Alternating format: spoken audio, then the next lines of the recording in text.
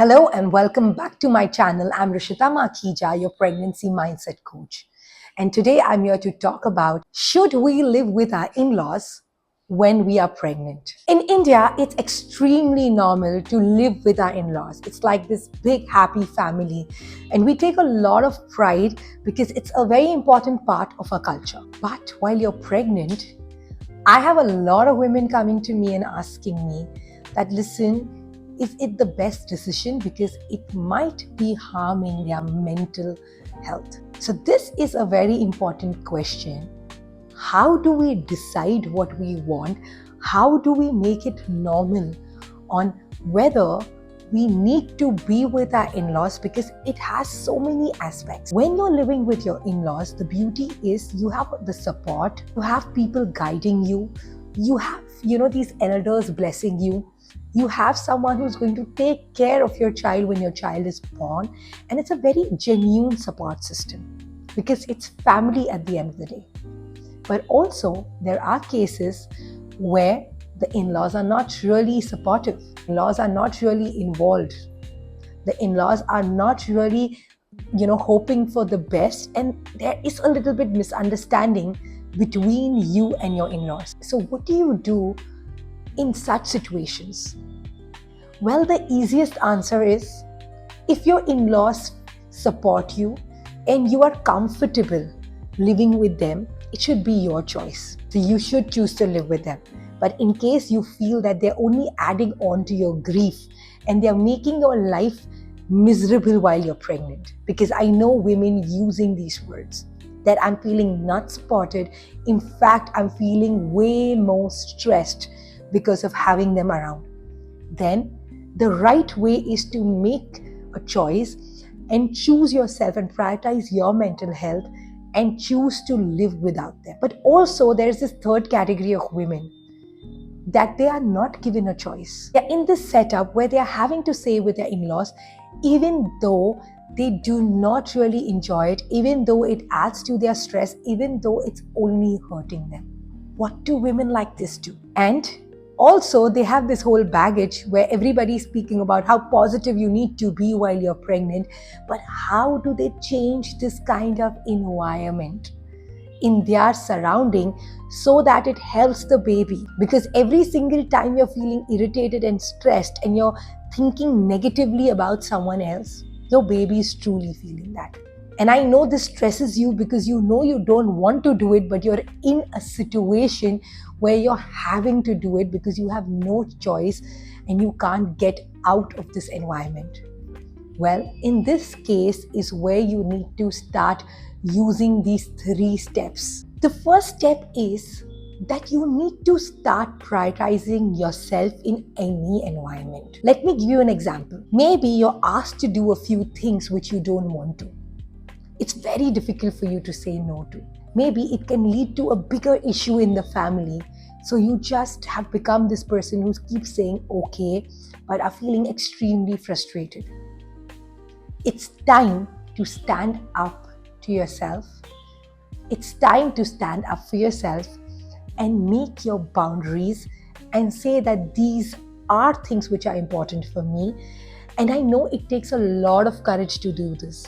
And the first time around, it's going to be very difficult. You are going to feel extremely nervous.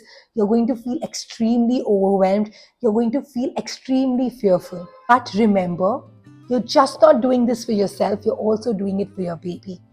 Because you're also teaching your baby to stand up for what is important for their growth.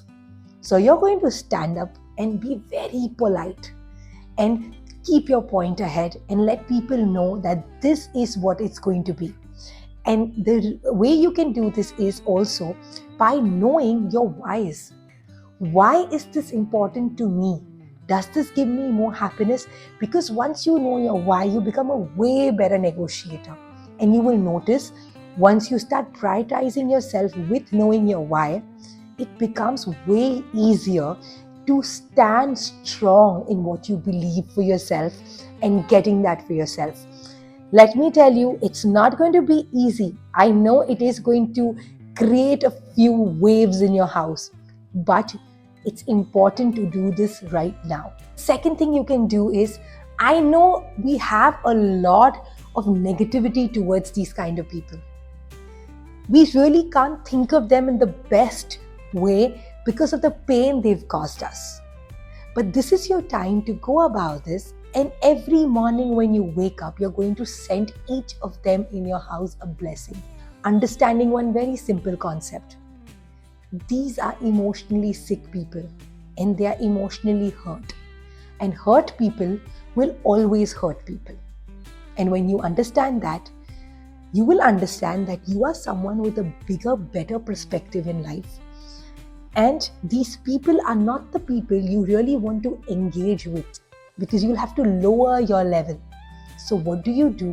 You remain at your level and only send blessings to all these people so that they heal from their emotional sickness. Because once they've healed from their emotional sickness, they are going to become nicer people towards you. And know that when you have negativity towards someone, you're really not having the capacity to change them. Rather, when you have positivity towards someone, at least you have hope to change them. So you are going to just keep sending them blessings that I bless that they heal, I bless that they heal, I bless that they heal. So the negativity which is living inside your body is replaced with a lot of blessing and a lot of understanding. And the third and the most important point is I have heard women saying and calling names to either their mother-in-law, their sister-in-laws, their family, because they are like, it can be, oh, they are such a bitch, they are so not understanding, they are ruthless. These are big, heavy terms we use for people. And the irony in life is, when you label anybody with those heavy negative words, they become those exact people in your life. Let me explain this to you better. When you think of someone being a very nice person, notice how they will always be nice to you. It can be a friend of yours who other women find very bitchy, but because you always have thought of her as a very understanding and helpful person in your life, notice she'll be extremely understanding and helpful towards you because you have given her that label. And unfortunately, what happens is we might have some experiences with people and then we label them for life. It's time to say goodbye to the labels. I know you might be feeling, oh, Rishita, you know what? This is all better to hear, but in practice, it really doesn't work. Trust me, it does. I use it on my everyday basis. Every single time you drop a negative label from someone and add a positive label, they will show you more of the positive side of their life because everybody has two coins. Nobody is a totally bad person. They've just not maybe been given a chance to show you the side which they own.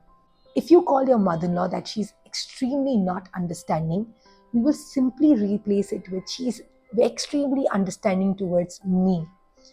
Notice how when you change the label, you will change the whole approach. Because in these moments, we need to make sure that we live in an environment which serves us and we can tolerate. So coming back to the question, should we live with our in-laws or not? It is your choice, and whatever you feel your baby and you need in the moment is something you will go ahead with without worrying about the society and what people think, because in this moment y'all are the most important. But again, if you're stuck in a situation where you don't feel like being there but you have to, then you're going to do these 3 points and make sure that irrespective of your circumstance, you're going to give your baby the best environment. Thank you for watching this video, and if you know of someone who truly needed to hear this, any of your pregnant friends, please don't forget to share this with them. And don't forget to like and subscribe to my channel so that I can keep sharing these insights with you on an everyday basis. Thank you.